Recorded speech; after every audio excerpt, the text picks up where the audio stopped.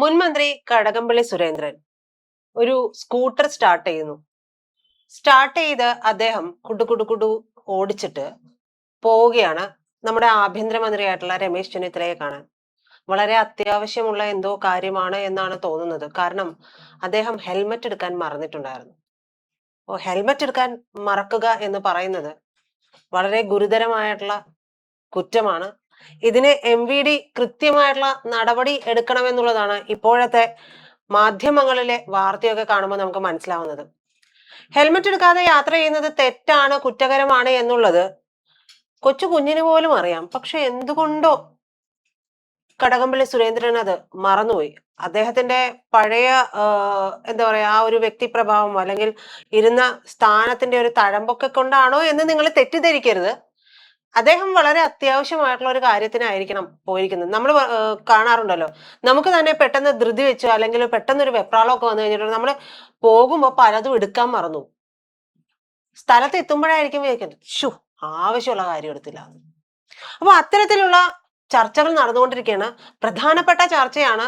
നമ്മൾ അതിനെ വളരെ ഗൗരവമായിട്ട് തന്നെ കാണണം.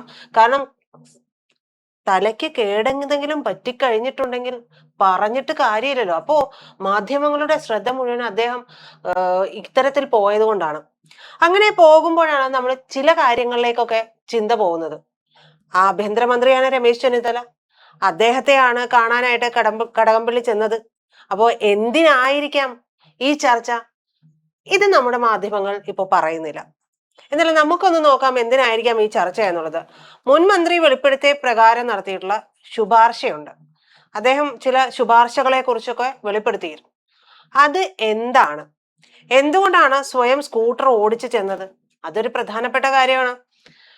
ഈ തഴമ്പുള്ളത് കൊണ്ട് ഒരു വണ്ടി ഓടിക്കാനുള്ള ഒരാളെങ്കിലും ഒക്കെ ഉണ്ടാകേണ്ടതായിരുന്നു. അപ്പൊ അതുപോലും ഉപയോഗിക്കാതെ ഒരു കാറ് പോലും എടുക്കാതെ അദ്ദേഹം സ്കൂട്ടറിലാണ് പോയത്. അതെന്തിനാണ് അദ്ദേഹം സ്വയം ഓടിച്ചത് എന്നുള്ളതുണ്ട്. ഹെൽമറ്റ് വെക്കാതെ വണ്ടി ഓടിക്കുന്നതിന്റെ കാര്യത്തിൽ മോട്ടോർ വാഹന വകുപ്പ് അദ്ദേഹത്തിന് പിഴ ചുമത്തിയിട്ടുണ്ടോ എന്നുള്ളത് അറിയണം. AI ക്യാമറ വഴിയുള്ള സംവിധാനത്തിലാണെങ്കിൽ കടകംപള്ളിക്ക് ഇതിനകം പിഴയൊടുക്കാൻ ചെല്ലാൻ ചെന്നിട്ടുണ്ടാവേണ്ടതാണ്. ഇല്ലെങ്കിൽ കോടികൾ മുടക്കി വാങ്ങിയ AI ക്യാമറകൾക്കൊക്കെ എന്ത് സംഭവിച്ചു എന്നുള്ള ചോദ്യങ്ങൾ, അങ്ങനെ ഒരുപാട് ചോദ്യങ്ങൾ അദ്ദേഹത്തിന്റെ ഈ ഒരു വിഷയവുമായി ബന്ധപ്പെട്ട് വരികയാണ്. അങ്ങനെ ഇരിക്കുമ്പോഴാണ് നമ്മൾ ആലോചിക്കുമ്പോഴാണ് നമുക്ക് മനസ്സിലാവുന്നത് വലിയൊരു ചോദ്യം. ആഭ്യന്തരമന്ത്രിയെ കാണാനായിട്ട് ഇപ്പോ അടിയന്തരമായിട്ട് അദ്ദേഹം എന്തിനു പോയി എന്നുള്ളൊരു ചോദ്യമുണ്ട്. അതൊരു പ്രധാനപ്പെട്ട ചോദ്യമാണ്. കടകംപള്ളിയെ ആഭ്യന്തരമന്ത്രി ഔദ്യോഗികമായിട്ടുള്ള വീട്ടിൽ കണ്ടത് എന്തിനാണ്? അത് എന്തായിരുന്നു ആ നിസ്സാരമായിട്ടുള്ള ശുപാർശ എന്നുള്ളത് അറിയണം. ശബരിമല സ്വർണ്ണക്കടത്ത് കേസുമായി ബന്ധപ്പെട്ടിട്ടുള്ള കേസിൽ ആരോപിതനാണ്. ഒരു ശാന്തിക്കാരന്റെ ആത്മഹത്യക്ക് കാരണക്കാരനാണ് എന്നുള്ള ആരോപണമുണ്ട്. ED ഉദ്യോഗസ്ഥരെ ആക്രമിച്ചിട്ടുള്ള കേസിലെ ആസൂത്രണത്തിൽ പങ്കുണ്ട് എന്നുള്ള ഒരു കരുതപ്പെടുന്ന ഒരാളാണ്. അപ്പോൾ എന്തിനാണ് ഇത്തരത്തിലുള്ള കാര്യങ്ങൾ എന്ന് ആലോചിക്കുമ്പോഴാണ് അദ്ദേഹത്തിനെതിരെ ഏറ്റവും പുതിയതായിട്ട് വന്നിട്ടുള്ള ഒരു പരാതി എന്ന് പറയുന്നത് ഈ ശബരിമല സ്വർണ്ണക്കുള്ള കേസുമായി ബന്ധപ്പെട്ടിട്ട് ഉണ്ണികൃഷ്ണൻ പോറ്റി ജാമ്യത്തിൽ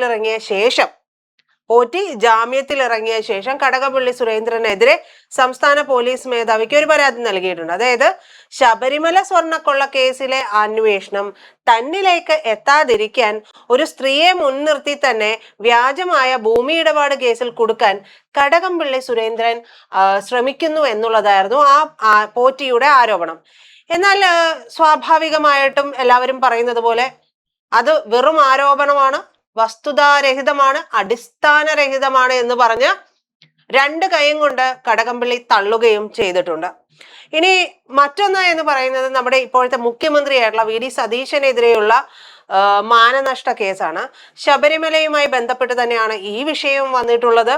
ശബരിമലയിലെ സ്വർണം ഏത് കോടീശ്വരനാണ് വിറ്റത് എന്ന് കടകംപള്ളിക്ക് അറിയാമായിരുന്നുവെന്ന് മുൻപ് പ്രതിപക്ഷ നേതാവായിരുന്ന സമയത്ത് നമ്മുടെ ഇപ്പോഴത്തെ മുഖ്യമന്ത്രി VD സതീശൻ ആരോപിച്ചിട്ടുണ്ടായിരുന്നു. അപ്പൊ ഈ പരാമർശം കടകംപള്ളിയുടെ വ്യക്തിത്വത്തെ അധിക്ഷേപിക്കുന്നതാണ് എന്ന് പറഞ്ഞുകൊണ്ട് അദ്ദേഹം 2 കോടി രൂപയുടെ മാനനഷ്ട കേസാണ് കൊടുത്തത്. 2 കോടി രൂപ മാനനഷ്ട കേസ് കൊടുക്കുമ്പോൾ എത്ര രൂപ കെട്ടിവെച്ചിട്ടുണ്ട് എന്നുള്ളത് കൂടി ആലോചിക്കണം. അപ്പോൾ എങ്ങനെയാണ് കെട്ടിവെക്കാനുള്ള രൂപ കടകംപള്ളിക്ക് ഉണ്ടായത് എന്നുള്ളതിൽ കൂടി ഒരു അന്വേഷണം വരേണ്ടി വരും. അങ്ങനെ മറ്റൊരു കാര്യം എന്ന് പറയുന്നത് ശബരിമല സ്വർണ്ണക്കൊള്ളയുമായി ബന്ധപ്പെട്ട് തന്നെയാണ്. ആ ശബരിമല സ്വർണ്ണക്കൊള്ളയുമായി ബന്ധപ്പെട്ടുള്ള കേസിൽ ഏറ്റവും പ്രധാനപ്പെട്ട ആരോപിതൻ എന്ന് പറയുന്നത് പോലും അദ്ദേഹമാണ്. ഈ കേസിൽ അദ്ദേഹത്തിന്റെ പങ്ക്, ആരോപണങ്ങൾ എന്നൊക്കെ പറയുന്നത് നമ്മൾ വിശദമായിട്ട് തന്നെ നോക്കേണ്ടതാണ്. കേസിന് ആസ്പദമായിട്ടുള്ള സംഭവം നടക്കുന്നത് 2019 കേട്ടോ.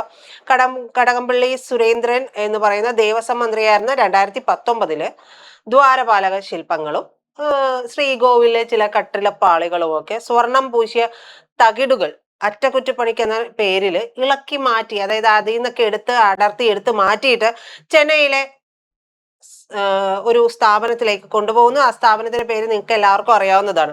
അപ്പൊ ഇതിന് പിന്നിൽ കോടിക്കണക്കിന് രൂപയുടെ സ്വർണത്തിന്റെ തട്ടിപ്പും തിരിമറിയും ഒക്കെ നടന്നിട്ടുണ്ട് എന്നുള്ളതാണ് SIT കണ്ടെത്തിയിട്ടുള്ള ഒരു കാര്യം. മറ്റൊന്ന്, ഈ കേസിൽ അറസ്റ്റിലായിട്ടുള്ള മുൻ തിരുവിതാംകൂർ ദേവസ്വം പ്രസിഡന്റ് ആയിട്ടുള്ള പത്മകുമാർ, ഇപ്പോ ആത്മകഥ എഴുതാനിരിക്കുന്ന പത്മകുമാർ, അത് തന്നെ. അപ്പോൾ പത്മകുമാർ ഉൾപ്പെടെയുള്ളവര് ദേവസ്വം ബോർഡിന്റെ സ്വതന്ത്രമായിട്ടുള്ള തീരുമാനത്തിന് വിരുദ്ധമായിട്ട് അന്ന് കടകംപള്ളി സുരേന്ദ്രന്റെ നിർദ്ദേശപ്രകാരമാണ് സ്വർണ തകിടുകള് ഇളക്കി മാറ്റാൻ അനുമതി നൽകിയത് എന്നുള്ള ഒരു മൊഴി നൽകിയതായിട്ടുള്ള റിപ്പോർട്ടുകൾ വന്നിട്ടുണ്ട്.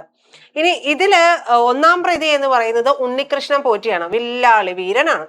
അപ്പോ കേരളത്തിലെ ഏറ്റവും പ്രമുഖ വിവാദമായിട്ട് മാറിയിട്ടുള്ള ഈ കേസ്, ആ കേസിലാണ് അന്നത്തെ ദേവസ്വം മന്ത്രിയായിരുന്ന കടകംപള്ളി സുരേന്ദ്രൻ പെട്ടിരിക്കുന്നത്. അപ്പോൾ ഈ കടകംപള്ളി സുരേന്ദ്രന് പോറ്റിയുമായിട്ട് അടുത്ത ബന്ധമുണ്ട് എന്നൊക്കെയുള്ള ഒരുപാട് വാർത്തകളും അതിന്റെ തെളിവുകളും ഒക്കെ പുറത്തു വന്നിട്ടുണ്ട്.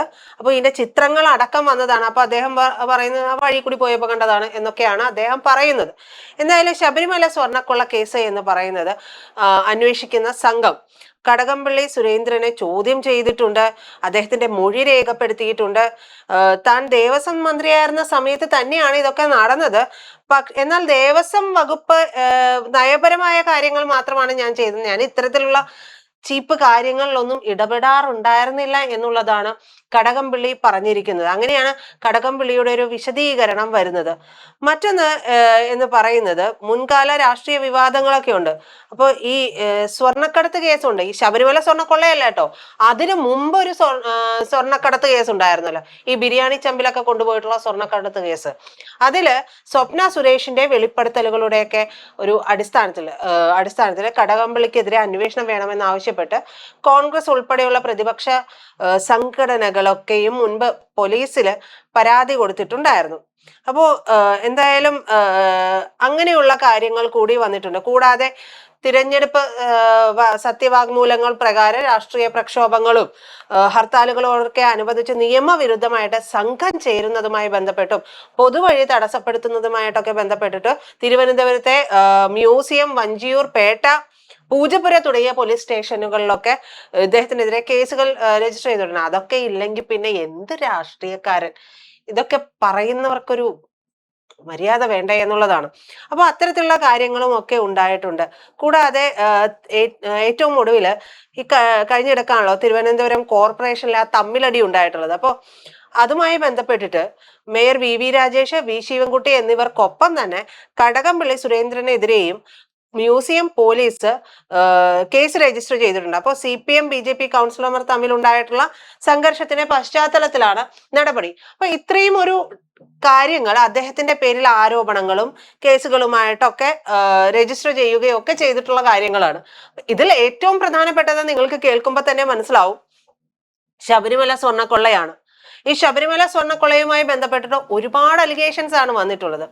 അതുമായി ബന്ധപ്പെട്ടുള്ള അന്വേഷണം കുറച്ച് മുറുകി വരുന്ന സമയം കൂടിയാണ് ഇത്. അതായത് ഏറ്റവും പ്രധാനപ്പെട്ട പോയിന്റിലേക്ക് ഇത് വരുന്ന ഒരു സമയം കൂടിയാണ്. ഈ സമയത്താണ് പെട്ടെന്ന് ഒരു അദ്ദേഹം ധൃതി വെച്ചിട്ട് അങ്ങോട്ടേക്ക് പോകുന്നതും ആഭ്യന്തരമന്ത്രിയെ ഔദ്യോഗിക വസതിയിൽ പോയി കാണുന്നതും. തൊട്ടടുത്താണ് തിരുവനന്തപുരത്ത് ഇവരൊക്കെ ഉണ്ടാവുന്നത്. അപ്പോ ഔദ്യോഗിക വസതിയിലേക്ക് പോകാൻ അധികം ദൂരമൊന്നും കാണില്ല. പെട്ടെന്ന് ഇരുന്നപ്പോ തോന്നി, ഇന്ന് ആഭ്യന്തരമന്ത്രിയെ കണ്ടില്ലല്ലോ, വലിയ കഷ്ടായി പോയി എന്ന്. അപ്പൊ തന്നെ സ്കൂട്ടർ സ്റ്റാർട്ടാക്കി നമ്മൾ പറഞ്ഞ പോലെ കുടുകുടും അദ്ദേഹം പോയി. എന്തായാലും അദ്ദേഹത്തിനെതിരെ മോട്ടോർ വാഹന വകുപ്പ് പിഴയൊടുക്കാനായിട്ട് ചെലാൻ അയച്ചിട്ടില്ല എന്നുണ്ടെങ്കിൽ അത് വലിയ നാണക്കേടാണ് ഈ പ്രബുദ്ധ കേരളത്തിന്. ഇത്രയും കാര്യങ്ങളൊക്കെ മാത്രമാണ് കടകംപള്ളിയുമായി ബന്ധപ്പെട്ടുള്ള ആരോപണങ്ങൾ. അതുകൊണ്ടാണ് അദ്ദേഹം കാണാൻ പോയത് എന്നൊന്നും നമ്മൾ പറയുന്നില്ല. പക്ഷെ ഇത്രയും കാര്യങ്ങളൊക്കെ ഇതുമായി ബന്ധപ്പെട്ട് നടക്കുന്നുണ്ട്. അദ്ദേഹവുമായി ബന്ധപ്പെട്ട് ആരോപണങ്ങളാണ്. ചില കേസുകളൊക്കെ ഉണ്ട്, ചില കേസുകളൊക്കെ ഇല്ലെങ്കിൽ എന്തൊരു രാഷ്ട്രീയക്കാരൻ എന്നുള്ള ചോദ്യം കൂടി ഉള്ളത് കൊണ്ട് നമുക്ക് ഇവിടെ അവസാനിപ്പിക്കാം.